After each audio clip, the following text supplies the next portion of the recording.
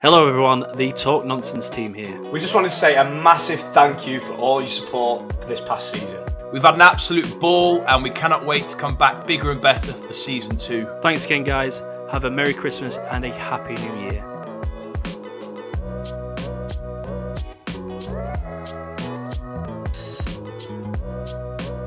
Hello guys and welcome back to the Calendom Talks Nonsense podcast. Obviously we are again joined by Pete BOC. How are you doing, Pete? I'm good, mate. Thanks very much for having us on again. You guys okay? Yeah, grand, thank you.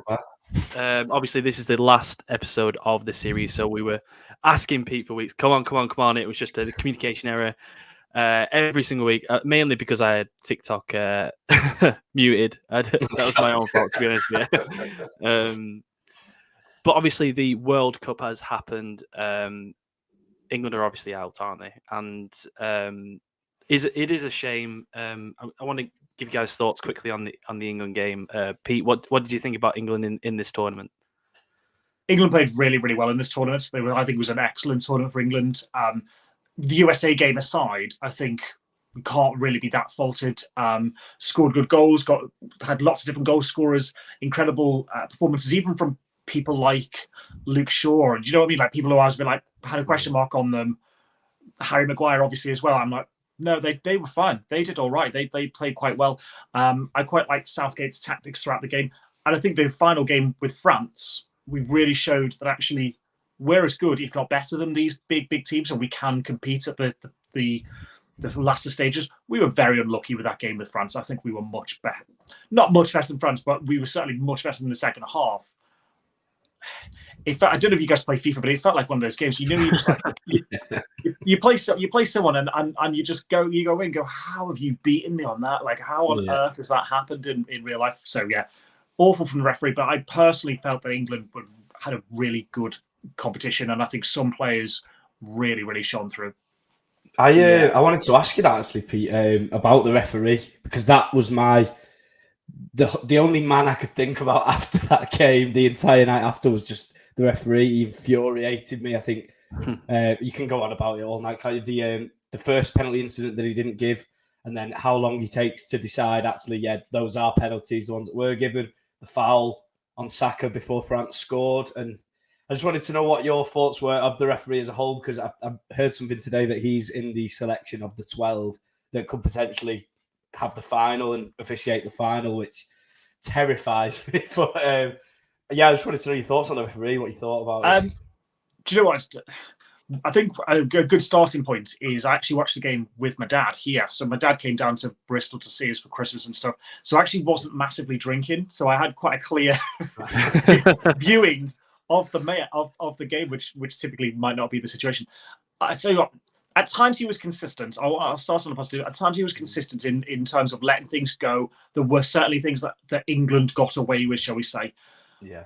But the number of fouls, particularly on Saka, who I thought was brilliant in the match, by the way. He was so intelligent, so just outrageously intelligent the way he played. I just couldn't believe it. I don't think... I think there is some justification in saying it was 90 yards away. There was a lot of build-up before the goal goes in. I also think Pickford could save it as well, just on the goal. But the way the referee was just... It felt like he was running away from decisions. He was like didn't want to be too involved. And sometimes when referees do that, it can be brilliant. But this was a horrible game. France were really poor, and there were times where even people like Kyle Walker were like kind of ghosting inside 2 or 3 players and getting kicked down and tripped up. And I'm like, come on, ref! Like, you can't play this way. Like, it just makes you so infuriated and kind of upset. You kind of like, what's the point of turning up? Like, this isn't the competition that we entered. We want a fair referee throughout the entire game. And like you said, with the penalty decisions, some of them you've just got to look and go, what are you deliberating about? Like the one that was given, the push in the back in his back. I'm like, what don't need to look at that, do you? You don't need to. I can agree with him that it wasn't a red card. I don't think it was a red card. I don't understand why. The player wasn't in possession of the ball. He's not about to put it in the net. But it was just really infuriating to watch, and ultimately cost us dearly because we didn't get anything from the game. Yeah, and I think that because both teams are so at that point it's on such a knife edge that even the smallest decision from the referee, good or bad, makes a massive change in the game. And obviously, you could be more biased to think that the referee was poor in the game, and obviously he was.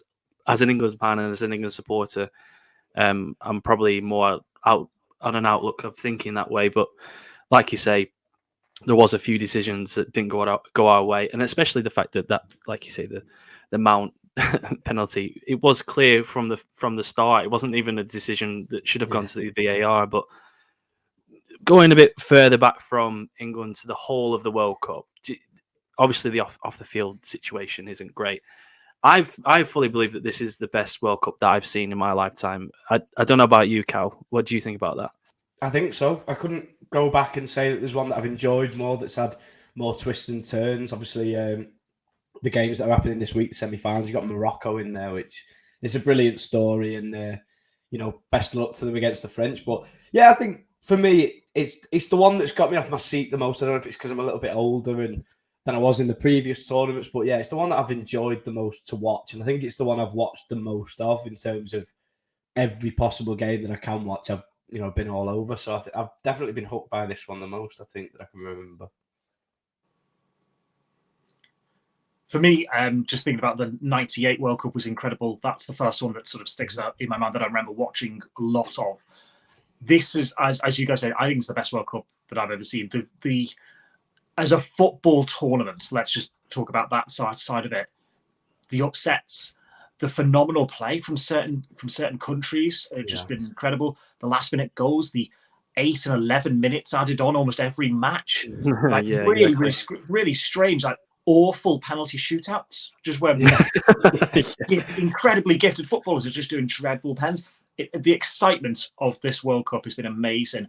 And you talked a little bit about off the field stuff, and we're not going to get into it too much, but like England fans, notoriously every year, and it'll be the same for you guys, I'm sure, we've always been portrayed in the press as throwing beer, throwing shares, having to be water cannoned up. There's been none of that. So from like an England fan perspective, I also think that this has been the first time where I've kind of gone, we really have no negativity whatsoever about the tournament, the competition, or England's performances. So yeah, I've loved this World Cup. It's been brilliant. And speaking about this World Cup, this brings me nicely onto the first question of the day, which is from Connor, friend of the pod, and I'll put it on that. Yeah, right, boys. Just a quick one to say, this isn't Wayne Rooney, but well done on the pod. Yeah. Really enjoyed watching and listening to you both, and just keep doing what you're doing, because you've got a really good thing going there. And if I had a question, it would be, who do you think is the player of the tournament of the World Cup, and why? Go on, Pete, we'll start with you. So far, obviously. Still got a few games. That is Wayne Rooney, that, by the way. Definitely is. I can't help but say Jude Bellingham. I'm really sorry. And I've been in a position where I haven't been able to watch the 3 o'clock kickoffs. I haven't been able to see every single match. I just look at Jude Bellingham and go, you have been unbelievable in every England match. And it's not just because of your age. You have just been incredible. So I'm going to go a bit boring and go for an England player and say Jude Bellingham. It's a great shout. I don't think go on, Carl. I think that Jude Bellingham as well is it's a coming of age World Cup, hasn't it? A coming of age time, and obviously we'll speak about him in a second. And you two are full fans, and you're going to be happy about that. It brings a joy and a smile to your face, but he's got to be in the team at least, hasn't he? The team of the tournament. Yeah, definitely. Carl, who do you reckon? Who do you think? Oh, I think it's tough, really, because I don't want to do a boring answer, but it's, for me, watching as much as I've watched, and I've tried to watch as many of their games as I can, and I'm sort of seeing a really beautiful storyline come to a close here. And I think for me, it's just Messi, and it's boring, it's obvious, and he's the best footballer ever. But you watch him, and it gets you off your seat, like back when he was in his absolute pomp. And there's moments where Argentina are really stinking the place out, and their play is so, out of sorts, and you're not getting excited by it. But then you see him, he'll pick up the ball, he'll just do something, and he does something that just gets you off your seat. The pass that he put through for the opening goal the other night, just everything he does turns to magic, and it's like he's rolling back the years to get that one trophy. And if he can get it, oh my word, that would just be brilliant. I think now that England are out, I think I've heard many people say the same. I think that would probably be my ideal scenario now, just to see him get it, because I think he deserves it as a player. And I think he's been superb when his country have really needed him, because I don't think Argentina have played anywhere near as well as some of the teams that aren't in the semi-finals. But he has dragged them kicking and screaming all the way literally like that first game with Saudi Arabia. I mean, it kick-started the World Cup, didn't it? Essentially, it was a cup. England won just before it, but that was the game where it really started Pete said, the upsets in Tunisia winning as well, and the team that I'm going to mention now, which is Morocco. I think there's a couple of players you could go for. Gvardiol from Croatia, the centre back, as well as Juranovic. But I think Messi's got such a high reputation and a high expectation. But I'm going to go with Amrabat at Morocco. I think because nobody came into this World Cup knowing this player, and we've gone out of the back of it, and every Premier League team seems to be linked with him now. And I think his stock's risen so much higher than it was at the start.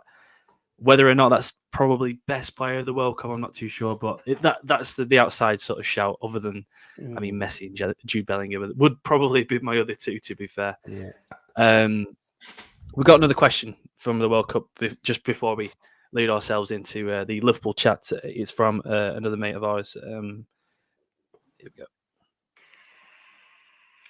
Love the pod, lads. Keep up the good work. My question to you is, following Harry Kane's recent penalty miss, out of one player in the history of football, who would you pick to take the decisive spot kick in the last minute of a World Cup final? Oh, God. That's a great question, isn't it? I'll go first. I'll give you two guys a little bit of time to think. I'm going to go with the 90s guy. I'm going to go with West Ham's own Julian Dix. I don't think he's ever missed a penalty, has he? The one that blasted down the middle. And I think there's no nonsense, absolute no nonsense. I know we talk nonsense on this podcast, but Julian Dix would be my one. I don't know whether he would make it into an England squad, personally, but I think that would be the man that I would trust the most with a penalty kick. Pete, who would you go for? Do you know when you said 90s, I just assumed you were going to say someone totally different. So I'm actually going to go for Alan Shearer. Oh, right. Just similar to what you said. Can't really remember him missing many penalties. Very clinical. And it's really funny because actually on TikTok I've seen a few montages of kind of late 80s, early 90s penalties where they don't dink it, they don't place it, they just smash it as hard as possible. And he was always very cool. I'll go Shearer. I really, really wanted to go for Ashraf Hakimi after that the other day, because if you can do that, then you can do anything. I think to bring it a bit more recent, I've got to go with a player that when I see every time he takes a penalty, I just feel, he's going to score, and I think his record speaks for himself. Unlucky not to be on the plane. A few off-field things went against him a bit, but it's got to be Ivan Toney for me. Every time he steps up and the way he runs up, the way he does it, just an absolutely superb penalty taker. And his record speaks for himself. So I'm going to have to go for Ivan Toney. Yeah, I think I don't know whether that decided it or not with the Callum Wilson one. I know Callum Wilson ultimately got there ahead of him, credit or not. But the whole betting situation, I'm not too sure if that really wasn't deciding thing for Gareth Southgate, and ultimately, I don't think it really mattered because Callum Wilson played about 5 minutes. Pete, when you said 90s and other side, I thought you were going to say Matt Letizia. Yeah. Because that would have been a good shout as well. He did miss one, yeah. Oh, well, you can't trust him. Get him out. No, but this is just one of those random stats you sort of remember. He missed one penalty, and I can just about remember. Was his name Mark something? The guy who played in goal? Right. He'll come back to me in a minute, yeah. Yeah, and he was a really good penalty saver as well, the goalkeeper. Yeah, Matt Letizia. Yeah, good shout, Matt Letizia. Yeah, I like that one. Obviously, we spoke about Jude Bellingham as well before, and we'll briefly talk about him now because obviously he's linked with so many clubs: Man United, Real Madrid, Bayern Munich, Chelsea, and obviously the big one for you guys anyway. I'm not sure what the price tag is. I'll let you two speak about this because you two have more knowledge than me. you can have your little discussion about Liverpool. That tiny team over the other side. Token discussion. I'll just listen. So, Pete, what's your thought on Jude Bellingham potentially coming to Liverpool? I'm not sure about the reports. Cal knows more about that than me. There's so much you could talk about with this. He could go to any club in the world. Let's just say it right now. He could. I worry about Liverpool trying to sell the club. The owners are trying to sell the club. They've openly said that. Are they going to dig deep the money that would cost to buy Jude Bellingham and to pay for his contract? That I'd be like, I'd love it to happen. He's one of the best football players and he's so young. And I do look at him from a Liverpool perspective and go, in 2 years, if you come to Liverpool, you could be the captain of the club. That's where I rate you, and that's how highly I respect your ability and leadership that you can already see just from the way he plays with enthusiasm and power and skill and sentiment. He plays in centre midfield. He's English. It's a dream position to be the captain of Liverpool Football Club, and I do think in 2 seasons he could get there. And that's one of the big appeals of saying, "Come to us, come to the Reds. That's where we'll develop you. You'll play." If he goes to City or anywhere else, it's like with Grealish. They've got brilliant players, Phil Foden, but they don't start every game, and that's kind of your only real chip to offer because the other clubs can say you're almost guaranteed you'll win the league or the Champions League or something. Liverpool are always in the mix, but we can't quite guarantee that the way other clubs so easily can, like Manchester City can. If he comes to Liverpool, I mean, back of everyone's shirt, super exciting, incredible player. Everyone's happy. Everyone just is going to love it. I hope it happens, mate. What do you reckon, Cal? I've been saying for a long time now. It does just have that feeling of it's meant to be. I don't know why, and I feel like Liverpool fans. I see it often on the internet. It almost feels like he's ours already, and the way we speak about him and the way we watch him, it does feel like he's our player. I think there's a few factors to it, and what we've been reading recently from really good standard, green tier journalists that have spoken about him, about his family and about his family having a really big impact in what decision he makes. And I think they've spoke to Klopp a lot of times. And like you say, we are a team for him now for that next step in his career. It depends what he wants. And looking at the lad and, seeing what he's like on the interviews and how he is in the press and things like this, he seems like the type of lad who knows exactly what he wants, and he's very level-headed, one of the most mature 19-year-old lads you could even dream of meeting. It seems that way. And so I don't think money will be the big thing. And it's, listen, lads that age, you think, can they really think, not about the money? It's tough to say, but I think for me, it just feels like the next place for him to grow as a footballer is Liverpool. It just makes a lot of sense to me. I feel like Real Madrid for a lot of players seems like the pinnacle, doesn't it? Might not want to hit the pinnacle too soon at his age. So I'm thinking it just works out for me at this point in my own head, and for a lot of people as well, that coming to Liverpool would be that next step and what would make sense for him. The reports about his mum and dad having their hearts set on Liverpool, that's obviously a big encouraging sign. And I've got a funny feeling that FSG might also know that something is around the corner regarding the sale of the club, and so the finances might not actually be at the forefront of their mind when it comes to deals like this. So I've got a really funny feeling. I've said for a while now, I just have a hunch that it's happening and it's pretty much ready to go. It might be wishful thinking, but it just seems the way all of these journalists putting their neck on the line in this fashion doesn't usually tend to happen unless something along the line has been leaked. Somebody knows something. Henderson's reaction when they briefly mentioned it on England duty, it just all sort of smells a little bit like something's going on. So listen, it'd be brilliant, wouldn't it? It's just what we need. We need that rejuvenation in that midfield that's served us so well, but has, at the same time, it has started to age a little bit and we can see the cracks now. So just keeping it going with a player like him, that's the step in the right direction. For me, to summarise, everything about it makes sense, and I think it's going to happen. I hope so, anyway. It's really interesting to hear those things, actually, because I didn't know a lot of those things you just sort of mentioned, particularly about his family. Perhaps more that way inclined. what Liverpool fans won't want to hear is does he do a Raheem Sterling? Does he come when he's 19, 20 years old? And if it does, and if in 3 years he hasn't won the Premier League or the Champions League at Liverpool, he goes to Man City, because that option will always pretty much be there. Or he goes to Newcastle when they're the club. That when it's them. I mean? He can make those additional moves, and that's also why I kind of go, Liverpool might be more of a safer bet in that way. And I'm a massive Liverpool fan. I don't want to be seen as a stepping stone club. I don't want that at all. But even when you just try to talk to him, to perhaps even persuade him further to kind of go, well, actually, Real Madrid or anyone else, they'll still be there in 4 years. Of course. See what happens at Liverpool. If you're unbelievably successful and you're really happy there, brilliant.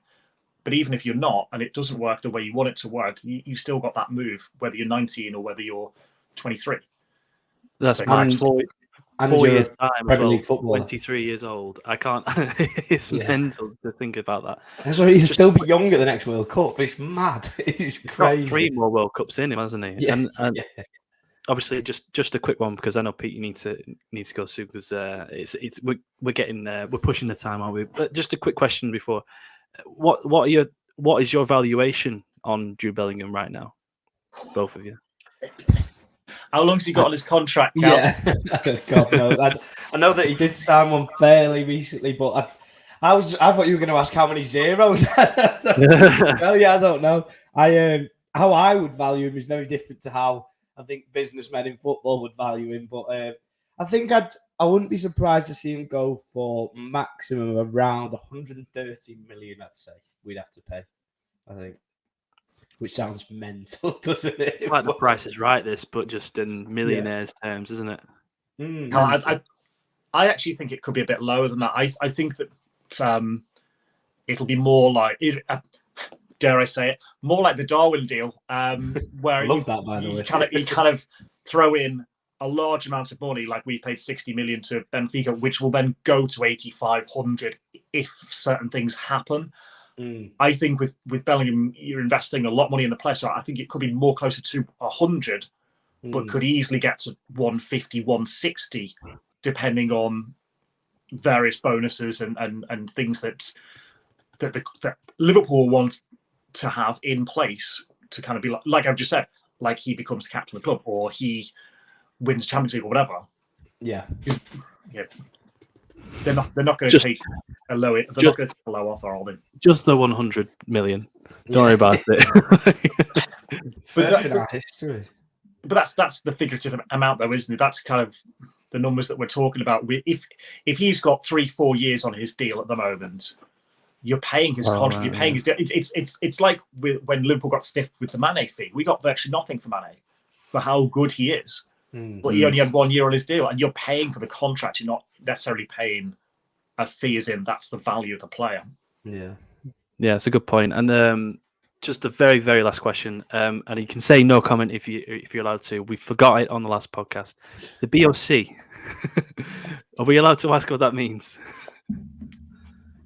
Absolutely fine. Absolutely fine. I knew it.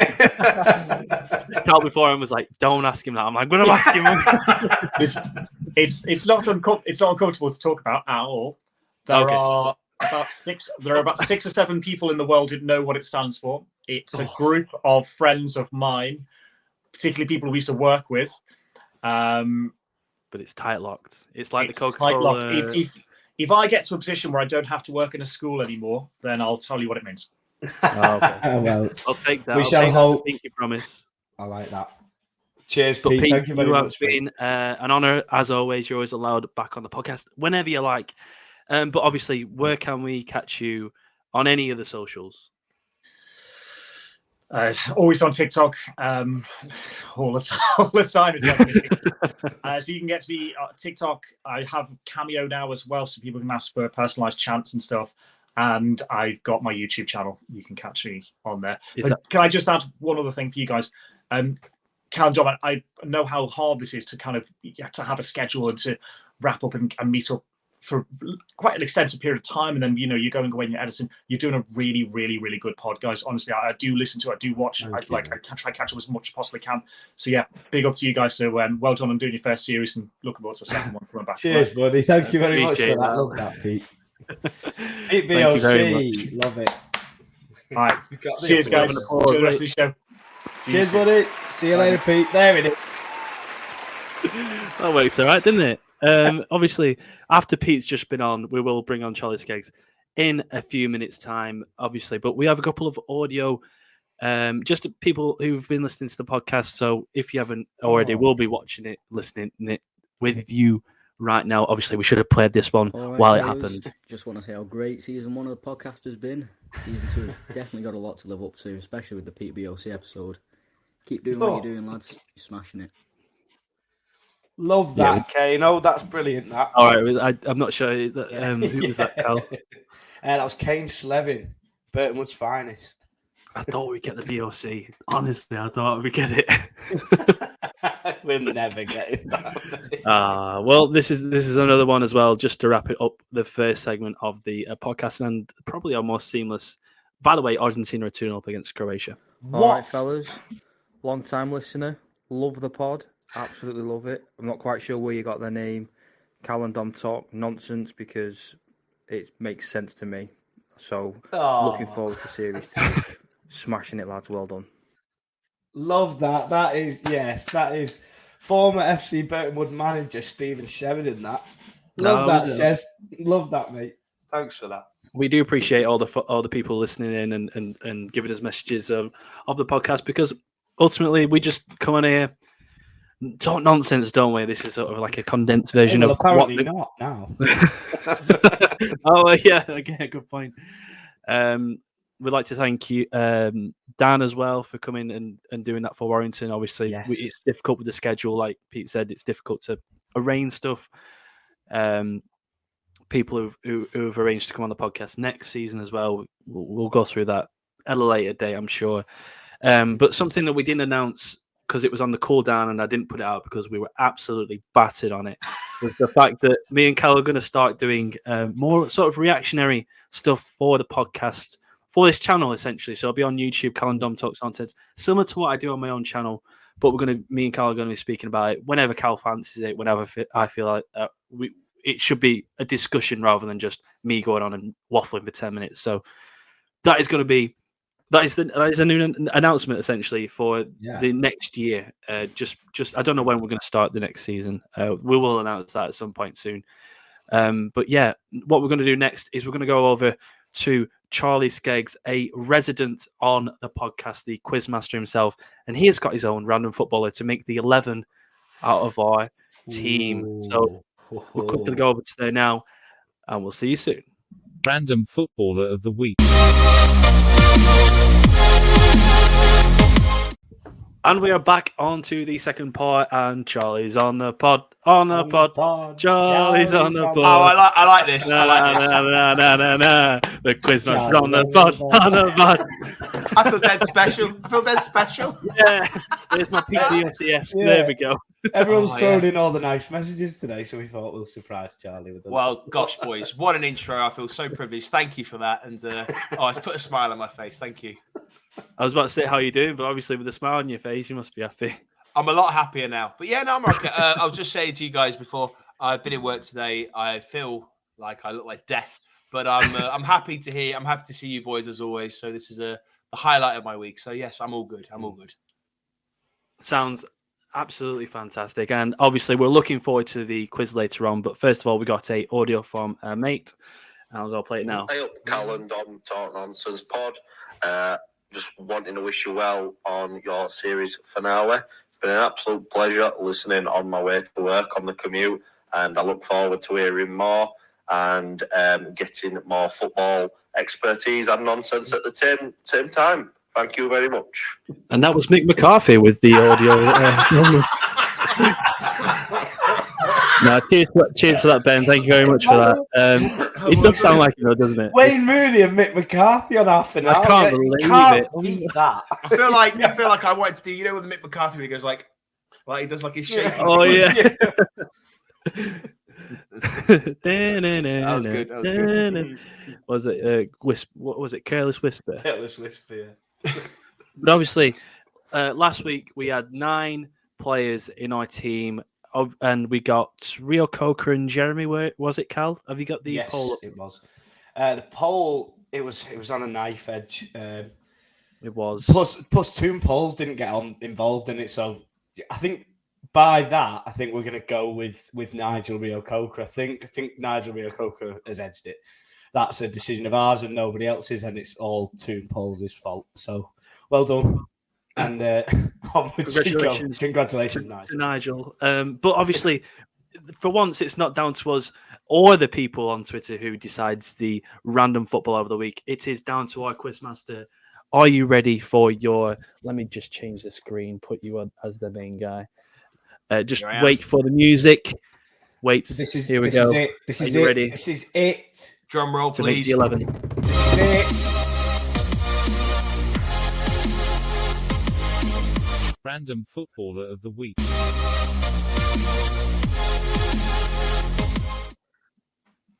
Jeremy Aliadier. Yeah! It's funny!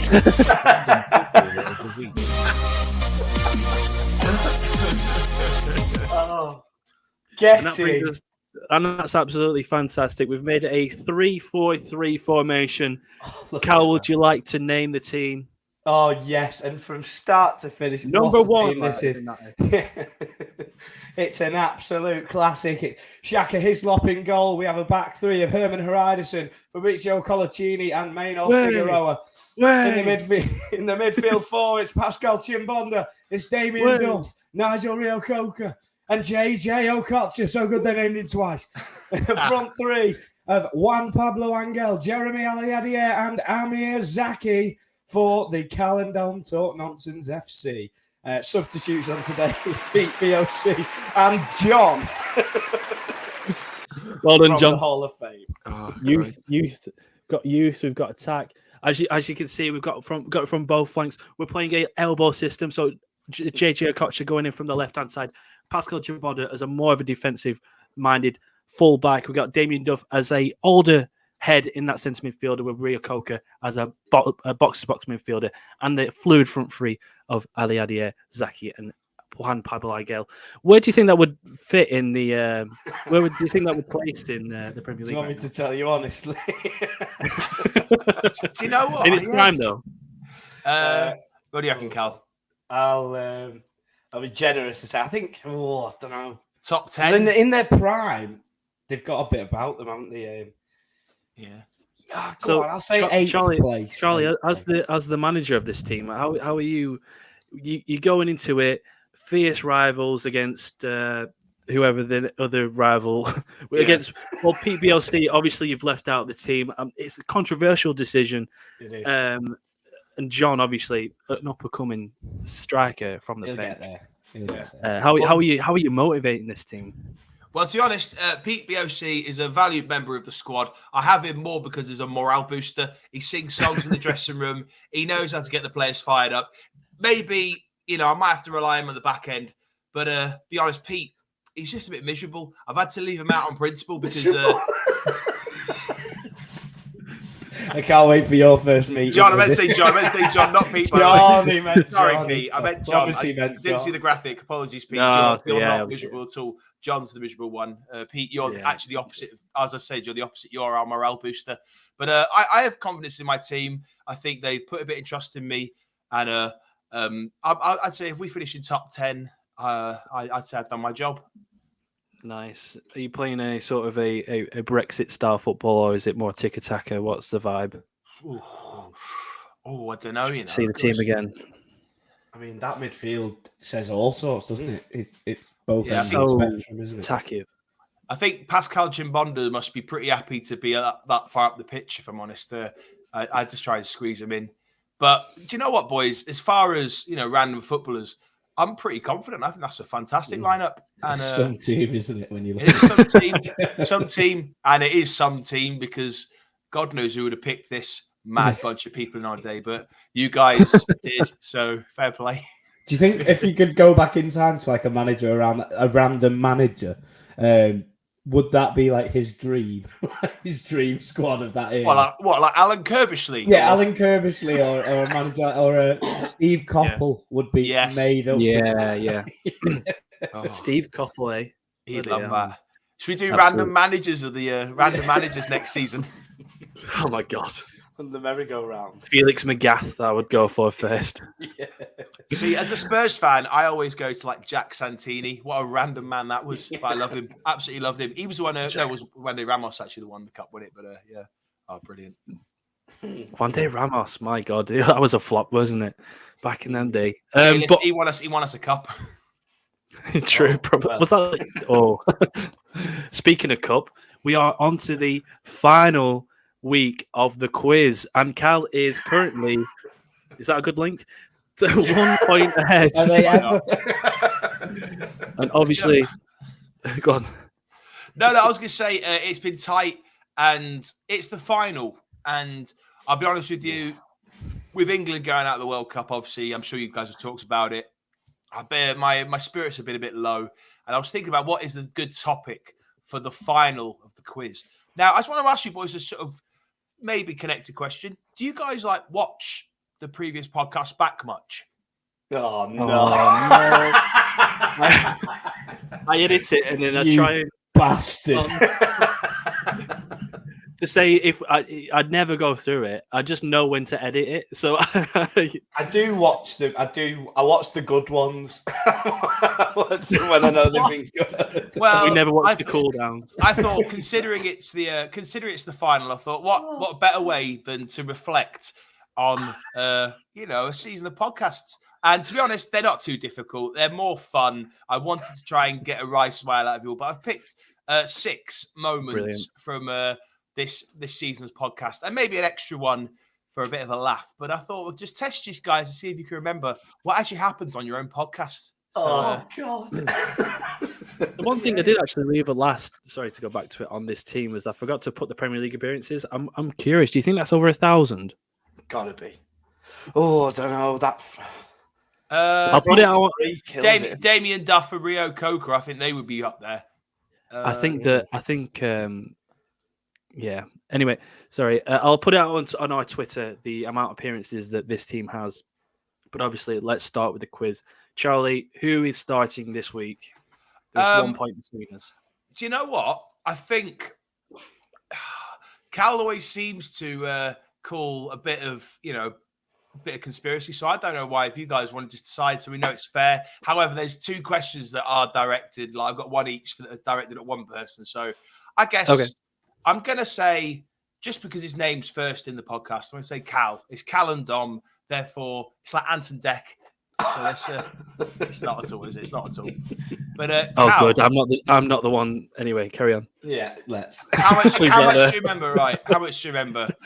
I'm really worried now. I don't know a thing. I can't remember. I'm sure you can. I'm sure you can, boys. This is a bit of fun. Cal. Yes. In pre-season episode 1, Whoa. which 2 musicians did you and Dom initially mention as the most famous, least famous people? Oh no.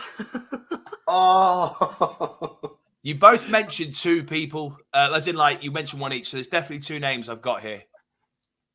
Oh, this is gonna kill me. The musicians, yeah. Oh my God. God, that is the so most hard. famous.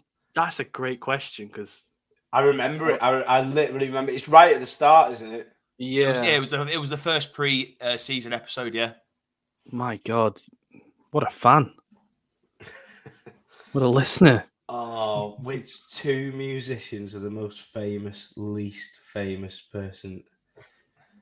How many do you have to get? There's only 2. There's only 2. There is a bonus one afterwards if Cal wants to have a bonus. You can only have the bonus if you get the 2 musicians. I was going to say, you only get the bonus if you get the 2 musicians. Give me a clue with it being the final. Musicians. Both. Well, I mean, it's not really a. I can't really. Can I? They both play for fucking massive bands. Like if you think about the biggest bands in the world, you mentioned 2 people from 2 bands that I'd say everyone in the whole world knows. Go on, Kelly. You've got 10 seconds because we'll just. Brilliant. That's good. Sorry. we'll give you 30 seconds to go. I can't even think of anything. I know exactly the moment as well. Yeah, because I just sprung it on you, didn't I? Mm. Because obviously I did back then. Who's the most famous, least famous person? Oh God! I'd like to know Charlie's answer to that as well. I'm gonna have to concede. I'm so upset. I'm so angry. Can I get up? Not for a point. Are we doing this not stealing? For a point. We're not stealing. No, I won't steal. All right, well, as I say, Cal, sadly, obviously, we went out of time for you there. So, Dom, just for a bit of curiosity. Is one like Coldplay's drummer, Radiohead's or something like that? I can't remember the name. Coldplay's drummer because he's dead cool, isn't he? You said Tom York of Tom York. You did say Tom York of Radiohead and the drummer from Coldplay. Now, I suppose it's not really a bonus, but I've got it written down. Cal mentioned a just general celebrity. Does anyone remember who that was? Either one of you. Not really for a point. Do you remember who the general celebrity was? I've no idea. No. Just telling me. Go on. Cal mentioned Ryland Clark. You just gave us celebrity. I've literally been cinched. Oh, fucking hell. What would your answer to that be, by the way, Charlie? Pardon? What would your answer to that be? Most famous, do you know what? I think that the drummer from Coldplay is like quite a... I think he's talked about quite a lot as well. It's a bit like the drummer from U2. Like, I think they made or the bass player from U2. Most famous, least famous person, it's got to be, right? I don't know. Is it like the 3rd royal brother, like King Charles's other brother? What's his name? Yeah. Is it Edward or something? Is it Edward? Yeah. Yeah, exactly.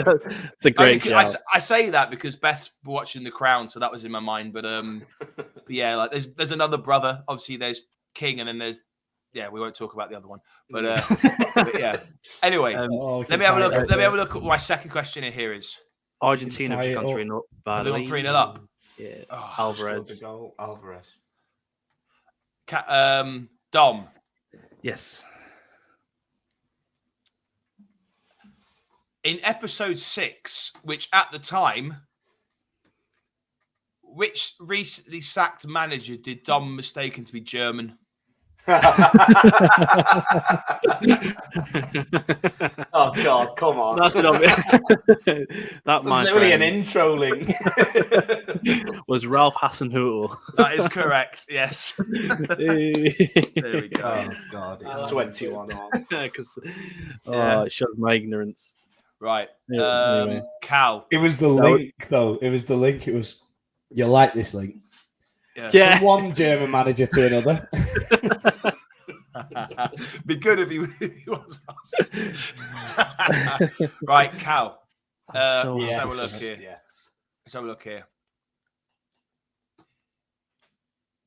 Oh, no, I'll do those two at the end. All right.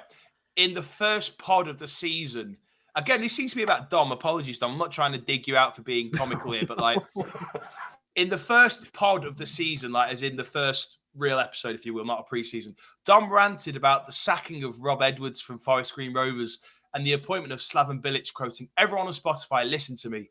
Slaven Bilic will not be at Watford by the end of the season."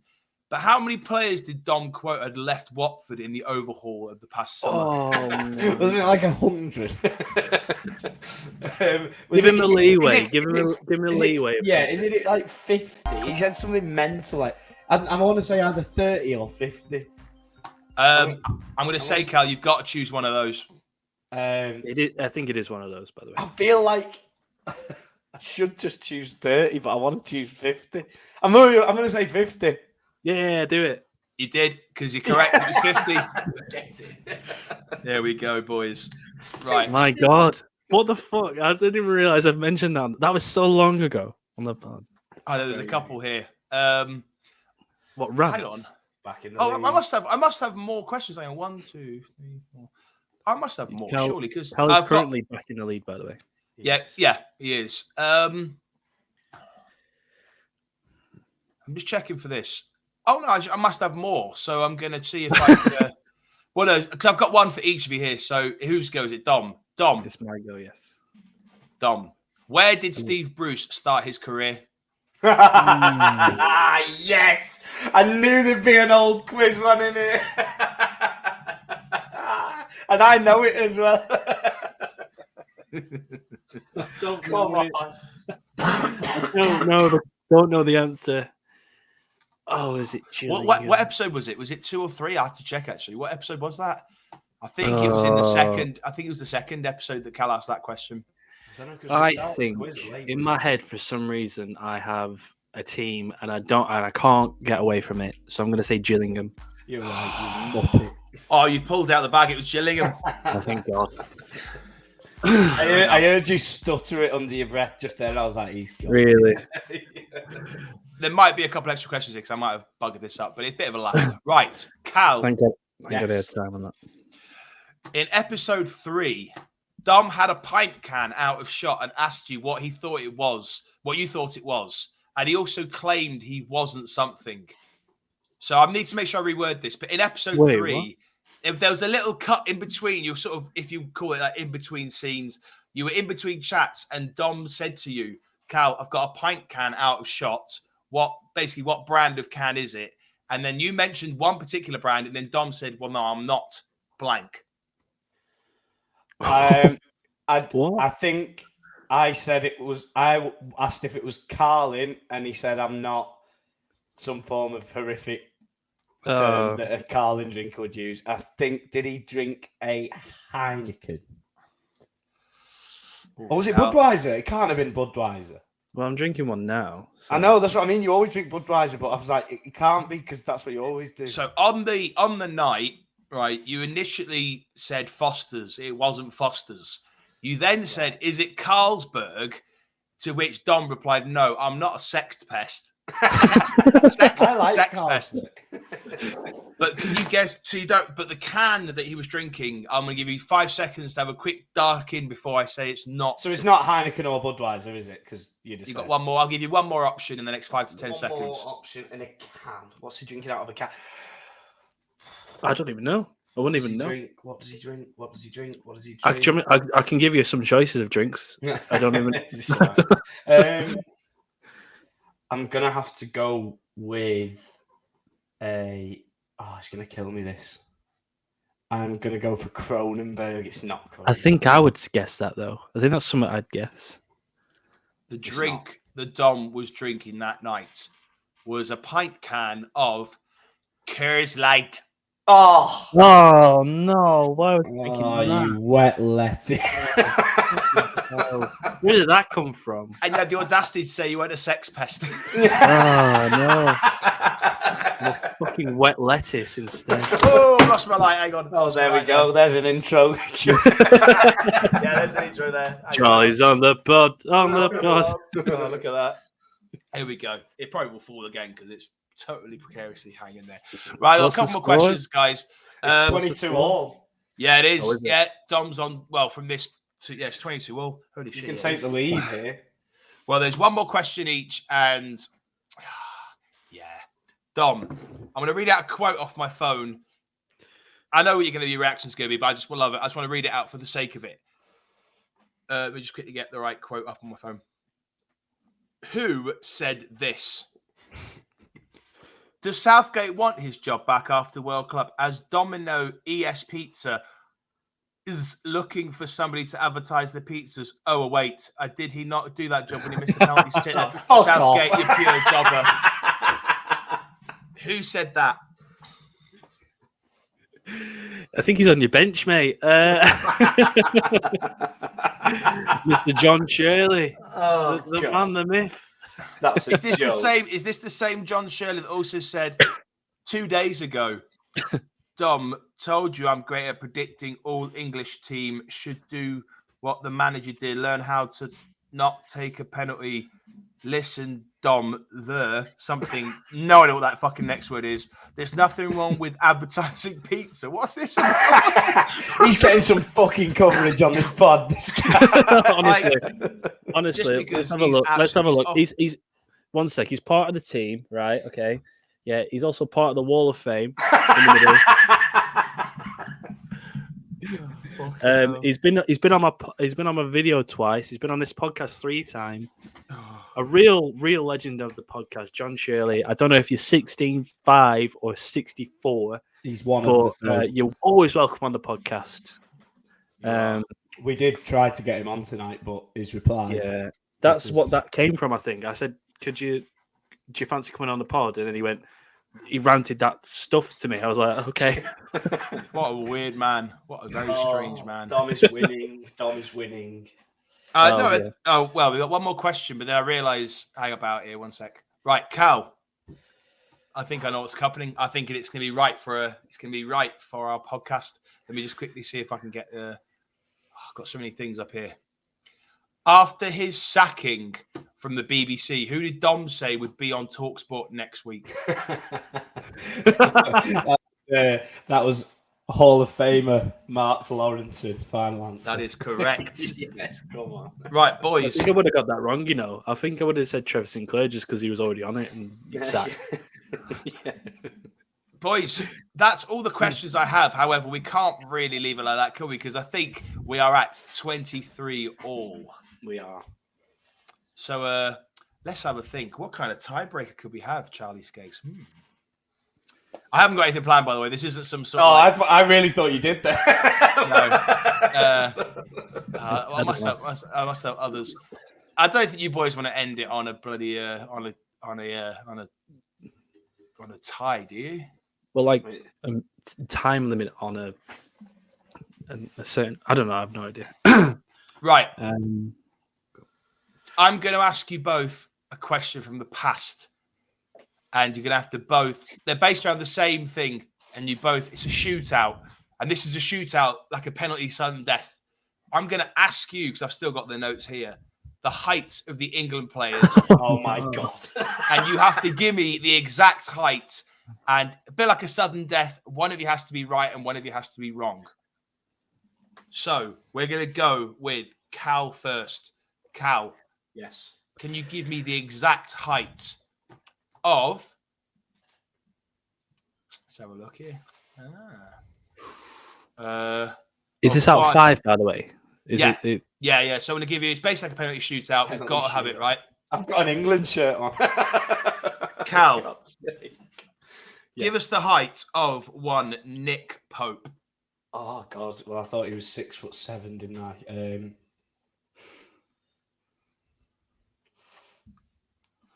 6'3".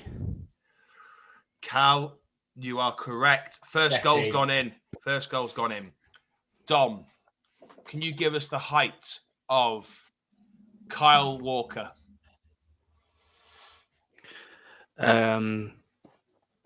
Lower.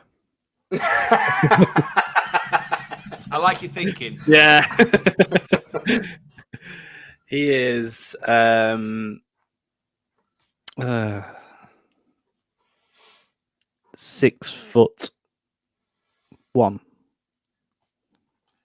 That's the first miss. Was he 6 foot? 5'11". 5'10". Oh, 5'10". Cal. Yes. Can you give us the height of one Marcus Rashford? 5'11". 2-0. Oh, get in! That's a big one, that. This could be this. Well done. I feel like Japan right now. Yeah, I was going to say. I'm feeling like Spain. Can you give us the height of Harry Maguire? 6'4". He's got it. He's got it. Yes. Tasty. Cal, the exact height of Jack Grealish. Tense, isn't it? Yeah. 5'10". You've hit the post. It's 5'9". Oh! Oh, God, Harry, what have you done?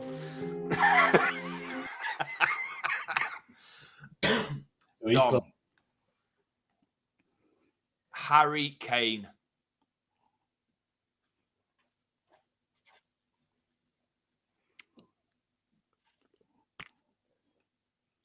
6'2". Oh, he's got it. He's got it. He hasn't done what Harry did. He's done it. He's got it in. First penalty. I love my Harrys. I love the Harrys. Give me well. Yes. Cal, Raheem Sterling. Oh, God. 5'7". You've hit the post again. He's 5'8". This is ridiculous. I hated this when it happened, and I hate it now. Dom. Here we go. Yeah. Bukayo Saka, Dom. That was a weird sound, wasn't it? 5 foot, which is a good start. 10. Oh, he's got it right. Oh my God. I'm going to check the Facebook chat of our podcast now, just quick, just to see if anything's going down here. Oh, no, nothing yet. Might just be the secret text conversations, maybe. Oh, yeah, of course. Well, Cal, I hate to say it, you need to get this one correct. Yeah, it's my final penalty, isn't it? Oh, is it? Oh. And you have to get it correct to stay in this because Dom's got 3 and you're on 2. Cal. Yeah.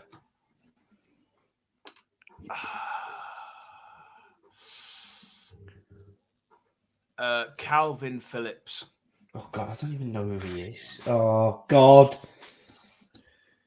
Calvin Phillips. 5'11". I'm sorry, Cal. Yeah, that's it. Rigged again. How's it rigged? Rigged yet again. Was that? Another is that rigged quiz. Is that right? That is it because unfortunately Calvin Phillips is 5'10". 5'10". So Dom, on a penalty shootout, I'm thoroughly enjoying this fit. Well done, mate. We have a 23-all. Dominic Meadowcroft wins on penalties 3-2. I'd like to. One of Dom's questions was a fellow who's commented 84 times on his video. Well, I'd like to thank John, especially. Thank Charlie for being the quizmaster and messaging me the heights of the players just then. Yeah. Cal for being such a gracious loser. And for the podcast itself, I'd like to thank all of you for being involved. Charlie, obviously, back again for season 2. I'm not sure when it will be. It'll be next year, obviously, sometime. Yeah. If we have something in between, maybe a Christmas special, I'm not too sure. But obviously, that is it. That is the podcast. That is Cal and Dom Talks Nonsense. That is season 1 over. Cal, wow. Thoughts? Crazy. Mental. Just want to thank both of you boys for being a massive part of it. It's just absolutely brilliant, isn't it? What we've managed to create, something that's a little community for all of us that we enjoy and can come together and do something on a Tuesday or a Wednesday evening and then bring it out to everybody on a Thursday. It's helped me massively. It's been brilliant. I've loved every minute of it. Wouldn't change a thing. It's quite weird. I can't believe it's finished. I remember that going back to that quiz. That was a brilliant quiz, Charlie, because it takes you back, doesn't it, with the memories from the previous podcasts. And when we did that first pre-season one, I knew it was something that I really wanted to do. But did I think we'd manage 10 proper episodes? Who knows? But here we are. Do you know what I mean? And absolutely brilliant. Thanks everybody for the messages today. Thanks Pete BOC, as always. Thanks to everybody for listening, because that's why we do it. And hopefully season 2 we're going to be back bigger, better, and we've got loads planned. So can't wait to see you then. But for now, have a beautiful Christmas and a happy New Year. Thank you very much. Cheers, guys. Thank you very much. Yeah. See you in a bit. See you in a bit.